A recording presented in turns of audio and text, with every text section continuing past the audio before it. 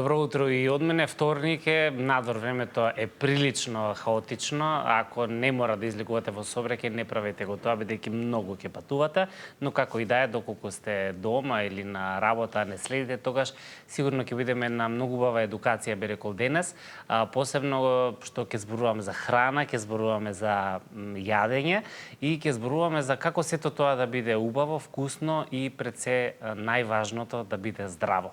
Меѓу останатото ќе имам можност да разговарам со човек кој што е дел од медиумскиот етер 20 на години. Неговиот глас ви е многу добро познат, бидејќи секој утро го слушате на Антена 5 радио, но овој пат е во една сосема друга улога, неговата пасија, она што го заврши последните години, нутриционизмот и онаа книга која што ја промовираше пред скоро време, која што е исклучиво за постни рецепти, идеално за целиот овој период во самите пости пред големиот великденски празник, односно пред Великден, празникот Великден. Добро утро за Антонио Велковски. Како си, добро ми дојде? Добро ве најдов, мило ми е што сум пак во Сителеве да ја испромовираме книгата и фала ти за убавата најава. Така е, затоа реков оние кои што можеби твоето име и презиме нема толку многу да го поврзат со медиумите, гласот и тоа како ќе го поврзат. Ти си 20 години веќе дел од радискиот етер. Така, да. Нутриционизмот е едно ново освежување, надоградување на сето она што си сакал да го правиш. Од кога всушност се заинтересира за комбинацијата на храна, како тоа и поздраво и здравствено ни влие и така натаму? Па, јас искрено за исхрана се, општо за исхраната се интересирам некаде некои 10 на 15 години. Меѓутоа, тоа беше доста онака лаички, нели, како што сите најчесто правиме со Google пребарувања и слично. Некако се повеќе како читав навлегував во таа проблематика и додека не решив, нели, тоа да го официализирам, прво што се укажа шанса, нели, за да може да се навлезе малку понаучно во областа на исхраната, беше факултетот во Велес, техничко-технолошки, кој што имаше смер за нутриционизам. Тогаш немаше во Скопје ништо, беше единствен во Македонија, значи само тој факултет, така што ми се укажа шанса. Малку на подоцнежни години се обидов, нели, да го студирам тоа и тоа малку ме одвраќаше од идејата. Меѓутоа сепак се решив и не жалам воопшто за таа одлука. Беше проблем, нели, обично како велат и учењето е пракса и дека кога ти си меѓу другото дипломиран професор по македонски јазик и книжевност. Меѓутоа велиш дека тоа никогаш не си го работел, ама веројатно многу ти годела во работата, во изразот, сигурно, нели, да. во сето тоа. И после одреден период на работни обврски, на крај да се вратиш повторно на учење. Ти требаше ли време да се навикнеш, бидејќи вака од кога разговараме со пријатели, нели често го слушаме нема шанси сега да се вратам да учам. Јас бев со истата мисла. Некако се натерав да се запишам прво, а после ми требаше време да се натерам да седнам и да учам. Значи, едноставно реченица не ми влегуваше во главата. Јас дипломирав на македонска книжевност 2003 година, а следното учење ми беше се запишав 2016 на нутриционизам, значи првите испити 2017 сум ги спремал. Значи, една огромна пауза меѓу студирање, во меѓувреме нормално, освен што сум се читал дома, нели, ништо повеќе од тоа.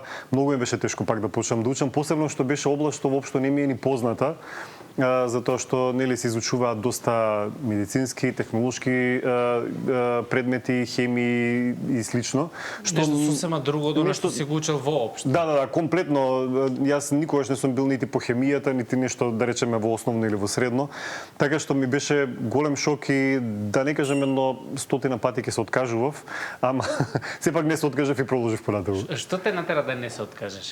Тоа ме интересира. Па мислам поддршката од дома прво, второ затоа што сакав некој нов предизвик. Едноставно, јас можев кога сакам, нели, да се откажам. Не морав да проложам, никој не ме натерал, нели, да го правам тоа. На крај што имав веќе работа, бев добро ситуиран, немав потреба, нели, да го правам тоа. Меѓутоа си реков, сакам нов предизвик, јас обично сум таков, нели, не можам да тапкам место. Си реков, ако прекинам со ова, пак ќе се вратам чекори назад.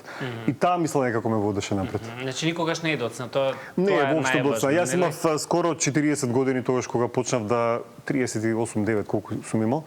кога почнав да студирам, така што не го сметав воопшто, возраста не ја сметав за ограничување, дека пак може да се почне на крај краишта. Имав тогаш колеги што студира има и 50 години, така што така што не е страшно.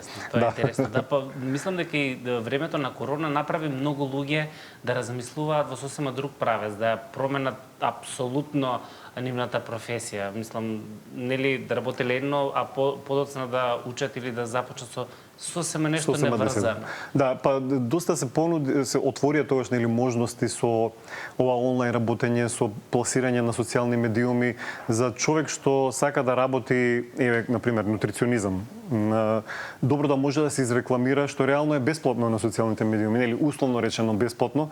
Сепак нели друго е кога би требало некого да го замолиш да те промовира или да нели телевизиите малку поразлично функционираат. На социјалните медиуми одиш и твојот труд едноставно е тој што ќе ти вроди со плод. Така што ковид пандемијата барем во мојот случај доста послужи за да можам да се испромовирам на социјалните медиуми. Посебно тој период многу луѓе почнаа да готват. Да, па тоа беше баш периодот, да. Јас точно почнав некаде 2020 официјално да работам и со клиенти и тогаш имавме уште карантини, уште дома седевме и воопшто не беше проблем да им кажам на луѓе дури некои посложени програми да им дадам со рецепти, дури ми бараа луѓе посложени рецепти, затоа што тоа беше единствената занимација, веројатно се случуваше нели тоа и по 3-4 дена да не излегуваме од дома. И тоа е позитивната страна, негативната е тоа што луѓе по пандемијата многу често се пријавува и кажува дека накачиле килограми, дека им се појавиле некои здравствени проблеми поради тоа недвижење, значи има и позитивни и негативни страни. Така е, пред да започнеш официјално со нутриционизмот, велиш дека си испробувал еден куп диети. Да. Буквално експериментално на некој начин, веројатно за да видиш која како реагира, а имало и такви ситуации кога дури си имал нарушено здравје, баш поради тие диети. Да, јас кои се овие негативни искуства кои што би сакал да ги споделиш, а си ги искусил, да не ги прават луѓето? Јас на своја рака ги преземав тие диети. Јас викам ги имам сите пробано, освен кето ми се чини, затоа што подоцна излезе нели кетото како тренд. Не беше тогаш популарно. Не беше популарно, да, во моје време. Веројатно и така сум испробал. Испробав многу диети, дури отидов и во крајности, посебно кога излегува апликации за броење калории. Јас сум перфекционист по природа и сакам секогаш нели да биде тоа до перфекција доведено, значи кога веќе има апликација за броење, да ги броиме калориите, ама до точка, нели, да видиме. Ако се брои, да се брои. Да, ако се брои, да се брои, нема нели нешто 100 калории горе доле, не, точно мора да биде. И некако тоа почна да ми станува обсесија. Потоа придржувањето до одредени диети, што ме доведе до проблеми со исхраната, до еден период на булимија, од кој што може би малку потешко излегов, може би ми помогна тоа што веќе почнав да навлегувам малку по детално во исхраната. Така што јас денеска всушност кога зборувам со луѓе, доста зборувам од тој аспект, кога ме прашуваат затоа што луѓе денеска и работата со нутриционисти сметат за еден вид на диета. Јас секогаш затоа сакам да кажам да не се третира како диета, туку како еден начин на исхрана, колку можеме, докаде можеме да одиме, за да не дојде некој до тој степен, можеби мојот случај е екстремен, меѓутоа може многу блиску да се дојде до тие нарушувања што ги имав јас. Кои се екстремните работи кои што ги проба Антонија? Например, исхрана со 1900 калории, што мене ми е само, кога ќе се пресмета, само базалниот метаболизам 1900 калории. Значи, јас сум јадал храна колку што само да можам да дишам и да живеам, да функционирам, ака да седам и да, можеби ако седам повеќе би потрошил. И тоа доста долг период така едев, доста ослабев, доста изгубив мускулна маса која што никогаш не успеав комплетно да ја вратам, затоа што веќе влегов во 40-тите години и тоа е веќе многу потешко. Обично луѓе што имаат булимија доста имаат и епизоди на повраќање. Кај мене тие не беа толку чести, меѓутоа затоа беа чести епизодите на превежбување. Значи ако денеска изедам многу прејадување, а тоа се епизоди на прејадување баш со по некои 5000-6000 калории одеднаш.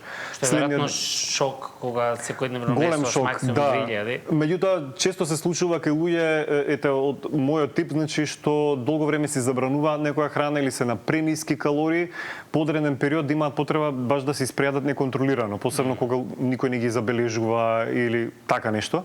И јас обично знаев следниот ден или да не јадам до, да речеме, до 3-4 или да земам да истрачам некои 15 километри. Значи голема екстрема. А не сваќав дека баш тој круг постојано ме доведува до ново прејадување, до нови тежини, пак до ново нели казнување и така натаму. Еден баш лош период, обично се вели дека луѓе што обично за булимија нели се смета дека помлади луѓе и претежно нели девојчиња млади дека имаат проблем со тие нарушувања, меѓутоа јас би рекол дека имаат нарушување и постари луѓе, само што е некако табу тема да се разговара. Веројатно многу од луѓето не сакаат да споделат дека. Па не сакаат. Генерално кај нас е нормализирано да се прејадуваме. Посебно за мажи, нели јас често пати тоа сум го рекол, кај нас дури и нормално е маж да се прејадува. Дури и се гледа машкоста во тоа. Обично за жените се очекува да јадат малку, да јадат салати, да бидат на диета. За мажите не е толку. Мажите треба да вежбаат, да се прејадуваат, да седнат во кафана, да нели? Да. А на крај краишта и тие прејадувања, мака што тие не се нели како мојве што беа, и тие прејадувања се исто така пак на некој начин нарушувања во исхраната. Меѓутоа, пак ја кажам тоа дека тоа е многу нормализирано кај нас. Така. Да, тоа веќе ни е и во оној менталитет, нели тоа? Така е, да. Значи да има многу храна и многу да се јаде додека се може, што исто така пак е лош однос кон храната. Како беше најде уштува само без леп. Да. Ова е книгата која што го виде светлото, ако може така нели новинарски малце да се изразиме. Содржи авторски рецепти, сите постни, тоа наменски го направи, и ако велиш дека многу од јадењата може да ги скомбинирате со месо, доколку би сакале, меѓутоа идејата ти е, претпоставам, на еден многу едноставен начин, креативно да знаеме што и како да зготвиме. Јас го разгледав оваа книга и интересно е што буквално во многу кратки црти, многу просто и многу едноставно сето ова е објаснето. Дали мислиш дека со оваа книга сите ние ќе сватиме дека здравата исхрана не значи многу пари, не значи многу време и така натаму? Па еве, на пример, јас секогаш викам состојките од книгата, од рецептите може да се купат на едно поголемо пазарање во некој од поголемите маркети. Значи толку е, сите се, да речеме, 90% достапни баш во еден маркет кога ќе се влезе. Второ, има овдека некои посложени рецепти, не викам дека нема во книгата. Музика со грашок, например. Да. Меѓутоа тие се многу мал процент, се останато се толку брзи, може да се види по минутажата што ја пишува за колку време се подготвуваат. Сите се толку брзи и едноставни што само треба човек малку повеќе да не креативност, да речеме. Па и како што спомна, нели, може да се прилагодат и за секојдневна употреба, не мора да бидат само за време на пости. Еве, нека бидат поттик за луѓе повеќе да внесуваат зеленчук, овошје во исхраната, да внесуваат повеќе јатки, семки што обично се подзаборавени. Еве, на пример, поташ од тиква, зелено јаболко и прас. Ова е комбинација никогаш не би ми текнала на оваа комбинација. Да, и многу е вкусна. Тоа се веројатно кај супите веќе. Кај супите, да, веќе стигнав јас до после јадење. Направивме, значи јас и мојата екипа што го работевме готвечот, направивме доста вкусни супи и некои дури ги сфрливме, моравме, нели, беше ограничен бројот на рецепти што мора да влезе во комбинација. Имавме и некои само од кромит и од цвекло и разни други, меѓутоа не влегоа во конечната варијанта, ама затоа има шанси, нели, за втор дел, па може тогаш ќе ги скомбинираме. Така, и да не речеме дека благото е нездраво, има здраво и не окей благо. Овие се благи рецепти, благи десерти, нели, кои што се подготвуваат многу едноставно. Секој рафиниран шеќер има своја соодветна замена. Да, и веројатно на тој начин се постигнува баланс како да јадеме и благо, а при тоа да немаме грижа на совест дека му штетиме директно на здравието. Да, еве конкретно овие лава колачи што во моментов ги имаме се без печење, малку се од посложените рецепти, меѓутоа се многу вкусни, заблажени се само со урми, со какао, значи нема ни чоколадо дори користено, во некои има чоколадо во некои од рецептите, дека не е ни чоколадо користено, значи а имаат баш чоколаден вкус и баш ја препорачувам тој рецепт да се испроба затоа што е доста вкусен. Готово. За сите оние кои што можеби не те следат, активен си на социјалните мрежи, таму би рекол несебично ги споделуваш сите оние твои знања.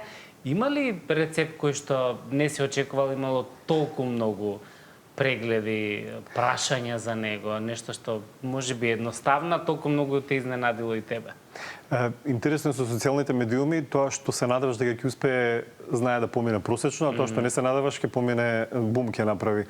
Ако ти кажам дека една компир манџа ја правев, со грашок, беше додаток грашок, имаше меѓу најгледаните рилови ми е, да, меѓу најгледаните видеа, обичен компир манџа, значи со месо. А најгледано видео ми е чоколаден крем, го направив пред година дена некаде беше. Тоа е со какао, со млеко и сироп од урми. Значи баш е наједноставен. Да. Тој ми е најгледано, мислам дека уште врти и уште ми стигнуваат и лајкови и следбеници од тој рил, значи наједноставен рецепт, ама ете излезе најпопуларен. Еве и со компир манџата. И компир манџата, да, компир манџата па најмногу ме изненади затоа што е мислев дека е нешто што сите го правиме и го знаеме, меѓутоа ете на луѓе им се допадна. Интересно, како го перцепираш твоето влијание кое што ги имаш на сите оние кои што те следат на социјалните мрежи, бидејќи реално секојдневно придонесуваш да ги менуваат луѓето своите навики на функционирање и на исхрана, што е многу важно. Да.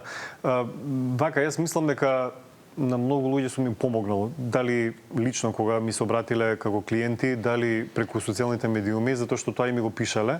Дали луѓе ме прашуваат некогаш за мои ставови во врска со некои трендови што моментално се пласираат на социјални медиуми. Знам дека тоа што моите ставови не се класично како на секој нутриционист што не јади тоа, нели поголем списокот на тоа што не јади отколку што да се јаде. И на многумина не им е сватлив. Веројатно сметаат дека нутриционист баш треба кога ќе отидеш кај него да ти забрани апсолутно се, нели? А тоа малку има обратен ефект, нели, на себе си, како забранетото јаболко, нели, се што е забрането сакаш да го пробаш. Да, јас со тој аспект тргам, меѓутоа еве на некои луѓе мене сватливо како нутриционист може да не забранува храна, нели? Сега тие што не можат да го сватат тој концепт, веројатно и ме отследиле или не знам што, ама затоа тие останатите што ме следат, знаат и често и да ми напишат и баш гледам дека има доверба во тоа што го кажувам. Така, колку па луѓето ти се инспирација секојдневните ситуации за Non-stop. насоката во која што понатаму нели продолжуваш? Предпоставам дека следи се што се случува, па се следам, да, апсолутно. Прво најголема инспирација ми се клиентите кои што гледам што бараат од рецепти, кои им се маките што ги имаат кога во спроведување на програма, на пример, јас им кажувам секогаш кога ќе им дадам една листа со рецепти или програма кога ќе им составам, им кажувам се што имате потешкоти, слободно обратете ми се, кажете ми, значи не е тоа тоа се предлог рецепти, тоа е предлог програма како сметам дека треба да ви изгледа програмата. Исто така доста следам трендови кои се што се зборува, кои се сега има нели за кликови, има еден куп тврдења, да речеме на интернет во врска со исхраната, затоа што тоа е сега интересно. Нели ова е опасно, ова ќе ве убие, ова е токсично и слично. Тука следам, сакам тие обично да ги демантирам. Луѓе што коментираат по видеа, по рилови, коментарите ним исто така ми се инспирација за нови содржини, така што следам non-stop. Ако не се лажам, имаше еден период некоја така наречена војна во наводници, имаше да ти дадено твој став за одредена диета која што некоја јавна личност веројатно конзумирала и така натаму, и така имаше доста и напади кон тебе и твојот профил. Како заврши тоа несогласување и каква поука може да извлечеме од тоа? Колку кај нас човек може да си го искаже својот став и своето познавање на работите од негова гледна точка? Мене ми беше тоа голема поука дека со нашите јавни личности не треба човек да ги чепка. дали поради егото или не знам што. Обично сакам да коментирам нечија исхрана, не лично никого не коментирам, значи не сакам лични напади, нити па одам кон тоа да правам нечи булинг или не знам што. Обично критикувам исхраната на некого, влијанието. Кога некој е влијателен на социјалните медиуми, тој влијае и со исхраната врз луѓето кога ќе каже што јаде. Така што и треба да очекува нели коментар од друга страна. Јас прокоментирав и нормално тоа заврши со навреди не само кон мене, туку и кон другата личност чија што храни, макар што не спомнав имиња, само тоа да кажам. На крај ги исклучив коментарите и прекинав со се. Бев доста и пишуваше нешто порано на стори, нели имаше некои коментари, па имал булимија, па завршил сега, кој знае како завршил нутриционизам. Порано бил на книжевност, а сега земал нутриционизам, учи како тоа да е нешто лошо, нели? Битно имаше доста лоши коментари, тешко го поминав тој период. Имаше голем напад. Така? Да. И ми се научив една добра лекција, ете тоа, така да го завршам се до тоа. Така. Не за друго, веројатно за мир во куќа.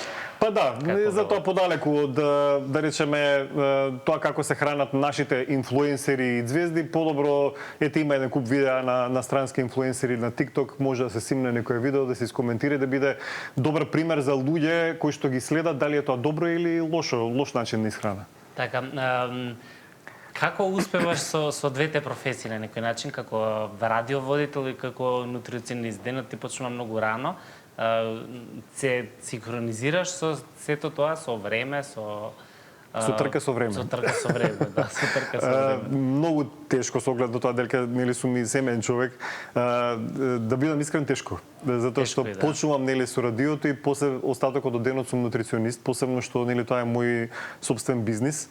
И еден бизнис кај што ние сме тим од тројца, јас, мојата асистентка и сопругата сме во бизнисот, нели? Значи еден мал бизнис кој што се турка сам и е доста тешко да се прави. Значи нема сабота, недела, празници, ако има работа има, ако нема нема, нели? А најчесто гледаме да има. Ако нема работа, сами ќе си ја најдеме. Затоа што сепак нели пак ќе речем свој бизнис, не чекаме плата од некого, туку мораме сами да се ја снабдиме. Тешко е, меѓутоа никако не се жалам. Сакам да има работа. Еве на пример сега сум тука со гостување, во вечер имам некои излагања на факултетот во Велес пред новите студенти. После во четврток патувам, имам пак уште една промоција на книгата. Следната недела имам 2 работилници подготвено и едно предавање веќе за четврток, така што ми исполнето ностоп времето. Ностоп сум некаде, а во меѓувреме работам и со клиенти. А во меѓувреме и готвиш? Па во последно време сопругата повеќе готви, искрено. Да. Јас некако иде според книга или како? Кај сопругата моја нема според книга ништо, значи гарантирам дека уште 10 верзии има направено на рецептиве, комотно може уште една книга да се издаде и да не се препознае дека се истите рецепти, така што кажи ми, вака се храните по дома секојдневно?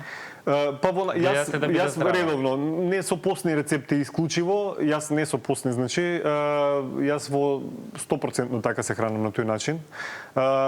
Дома сум со тинејџери кои што не можеш да ги натераш нели нонстоп да се хранат нели како што сакаш, а и не сакам да вршам притисок. Сепак кај тинејџерите тоа малку потешко оди. Меѓутоа јас гледам на еден суптилен начин да искомбинирам храна што сакам да ја имаат во исхраната и ми успева. Искрено, моите деца, јас секогаш викам и кога ќе ме прашаат, моите деца како што јадат пица, така јадат и леќа, така што немаме проблеми со тоа. Че некој баланс. Па да, на крај денот балансот е најважен. Да, кај нас нема храна, не ја јадам или не знам што, може нешто помалку омилено и повеќе омилено, ама да има нешто моите деца не јадат, тоа ќе најдеме начин како да го јадат. Така. И ако некако може да класифицираме која е најголемата грешка која што сите ние свесно или несвесно ја правиме во исхраната, што би било тоа? Прва и основна грешка што ја гледам кај сите е што немаат редовни оброци. Значи се станува на сабајле, се почнува со едно или две кафиња. И јас уште некој кој ќе ми каже дека пие 2 кафиња на сабајле, знам веќе како оди понатаму денот.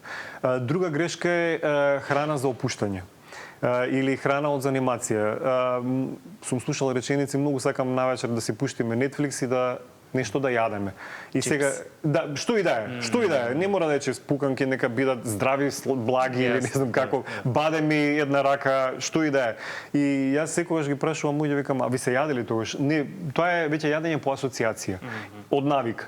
Нели како децата кога ќе отидат кај баба, дедо, одма им се пријадува затоа што знаат дека баба сигурно нешто има спремно, не дека им се јаде. Така и во случајов, значи тие грешки на прескокнување оброци и после прејадување и јадење од занимација се најчести и најчесто доведуваат до више килограми, па понекогаш и до нарушување на здравјето, ако траат предолго. Така, ти благодарам многу за гостувањето, ќе те следиме на социјалните мрежи со сите останати совети и чекаме многу нови рецепти.